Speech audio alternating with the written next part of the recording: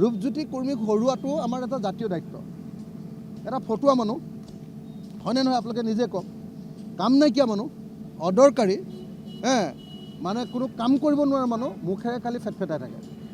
25 বছৰ তেওঁক দিয়া হ'ল আমাৰ মৰিয়নি বিধানসভা সমষ্টি। মাকে ল'লে 15 বছৰ। কেইবছৰ গ'ল? 40 বছৰ। ভাৰতৰ স্বাধীনতাৰ পাছত 80 বছৰ হোৱাই নাই। 80 বছৰৰ পিছত 40 বছৰ এটা পৰিয়ালে খাই আছে আৰু খাই লৈ জিৰ'। সমষ্টিটোত কাম কাজ জিৰ'।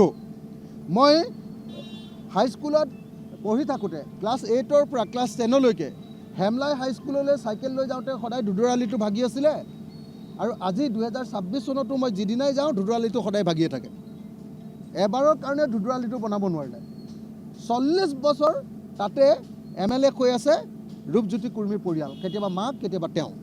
গতিকে এই ৰূপজ্যোতি কৰ্মী পৰিয়ালক এবাৰ আমি বিদায় দিবলৈ সিদ্ধান্ত লৈছোঁ। মৰিয়নি ৰাইজে বিদায় দিবলৈ সিদ্ধান্ত লৈছে। কৰ্মী পৰিয়ালক আৰু এইবাৰ আমাৰ মৰিয়নি সমষ্টিত MLA হ'বলৈ দিয়া নহ'ব।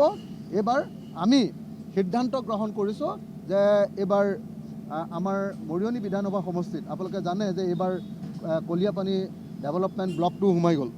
গতিকে সাংঘাতিক ধৰণে এতিয়া খিলঞ্জীয়া অসমীয়া মানুহৰ মানে আপোনাৰ বৃদ্ধি পালে। গতিকে আমি আশা কৰিছোঁ যে এইবাৰ আমি সকলোৱে মিলি ৰূপজ্যোতি কৰ্মীক এইবাৰ পৰাজিত কৰিব পাৰিম আৰু ৰূপজ্যোতি কৰ্মীক পৰাজিত কৰি তেওঁৰ ফেকফেকনি, তেওঁৰ উৎপাত সেইটো বন্ধ কৰিব পাৰিম। তেওঁ উপদ্ৰৱ, তেওঁ সমষ্টিটোক যিধৰণে অপমানিত কৰি আছে বেয়া বেয়া শব্দ কৈ সদায়। গতিকে আমি এটা নতুন যুগ এটা মৰিয়নি সমষ্টিত আৰম্ভ কৰিব পাৰিম। মই নিজে দায়িত্ব ল'ম মৰিয়নিৰ উন্নয়নৰ। মৰিয়নিৰ উন্নয়নৰ আৰু এইবাৰ যদি চৰকাৰৰ অংশীদাৰ হওঁ তেতিয়াহ'লে মৰিয়নিটো কেনেকৈ ডেভেলপ কৰিব লাগে সেই দায়িত্ব মোৰ হাতত থাকিব, যিহেতু মই নিজে মৰিয়নি সমষ্টিৰ মানুহ। যে এইবাৰে তেওঁৰ ৰাজনৈতিক কেৰিয়াৰ শেষ। ৰূপজ্যোতি কৰ্মীক হৰুৱাটো আমাৰ এটা জাতীয় দায়িত্ব। এটা ফটুৱা মানুহ হয়নে নহয় আপোনালোকে নিজে কওক। কাম নাইকিয়া মানুহ, অদৰকাৰী, মানে কোনো কাম কৰিব নোৱাৰা মানুহ, মুখেৰে খালি ফেটফেটাই থাকে। 25 বছৰ তেওঁক দিয়া হ'ল আমাৰ মৰিয়নি বিধানসভা সমষ্টি। মাকে ল'লে 15 বছৰ। কেইবছৰ গ'ল? 40 বছৰ।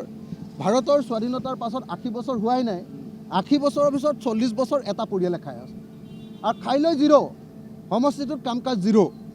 মই হাইস্কুলত পঢ়ি থাকোঁতে ক্লাছ 8ৰ পৰা ক্লাছ 10লৈকে হেমলাই হাইস্কুললৈ চাইকেল লৈ যাওঁতে সদায় ধুদৰালিটো ভাগি আছিলে আৰু আজি 2026 চনতো মই যিদিনাই যাওঁ ধুদৰালিটো সদায় ভাগিয়ে থাকে। এবাৰৰ কাৰণে ধুদৰালিটো বনাব নোৱাৰিলে। 40 বছৰ তাতে MLA কৈ আছে ৰূপজ্যোতি কৰ্মীৰ পৰিয়াল, কেতিয়াবা মাক কেতিয়াবা তেওঁ। গতিকে এই ৰূপজ্যোতি কৰ্মী পৰিয়ালক এবাৰ আমি বিদায় দিবলৈ সিদ্ধান্ত লৈছোঁ। মৰিয়নি ৰাইজে বিদায় দিবলৈ সিদ্ধান্ত লৈছে। কৰ্মী পৰিয়ালক আৰু এইবাৰ আমাৰ মৰিয়নি সমষ্টিত MLA হ'বলৈ দিয়া নহ'ব।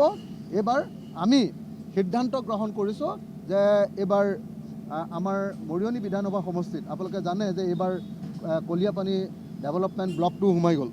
গতিকে সাংঘাতিক ধৰণে এতিয়া খিলঞ্জীয়া অসমীয়া মানুহৰ মানে আপোনাৰ বৃদ্ধি পালে। গতিকে আমি আশা কৰিছোঁ যে এইবাৰ আমি সকলোৱে মিলি ৰূপজ্যোতি কৰ্মীক এইবাৰ পৰাজিত কৰিব পাৰিম আৰু ৰূপজ্যোতি কৰ্মীক পৰাজিত কৰি তেওঁৰ ফেকফেকনি, তেওঁৰ উৎপাত সেইটো বন্ধ কৰিব পাৰিম। তেওঁ উপদ্ৰৱ, তেওঁ সমষ্টিটোক যিধৰণে অপমানিত কৰি আছে বেয়া বেয়া শব্দ কৈ সদায়। গতিকে আমি এটা নতুন যুগ এটা মৰিয়নি সমষ্টিত আৰম্ভ কৰিব পাৰিম। মই নিজে দায়িত্ব ল'ম মৰিয়নিৰ উন্নয়নৰ আৰু এইবাৰ যদি চৰকাৰৰ অংশীদাৰ হওঁ তেতিয়াহ'লে মৰিয়নিটো কেনেকৈ ডেভেলপ কৰিব লাগে সেই দায়িত্ব মোৰ হাতত থাকিব, যিহেতু মই নিজে মৰিয়নি সমষ্টিৰ মানুহ। যে এইবাৰে তেওঁৰ ৰাজনৈতিক কেৰিয়াৰ শেষ।